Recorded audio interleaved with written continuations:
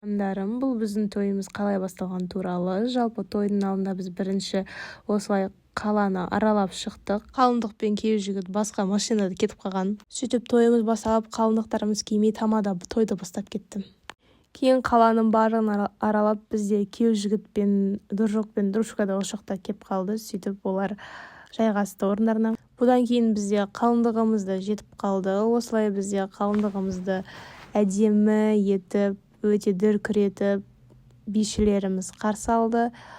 Бишілеріміз ән айтып билеп, осылай алдыға шығарып, әдемі етіп шығар жерді. Қалыңдық шыққаннан кейін бешбармақ жейміз деп бешбармақта кеп берді. Ол жерде екі жұп өздеріне арнап өлең айтып шықты. Кейіннен бұл жерде бізге 20 минут берді. 20 минутта бұл қыздар деген мені тойға шақырып, биле деп қоймай бұл жаққа шақыртып алды. Сөйтіп ол жерде билеп алдым. Өйстіп секіріп биледік әйтеуір. Кейін бізде тойымыз бұл жақта бітті. Барлығына көргендеріне рахмет.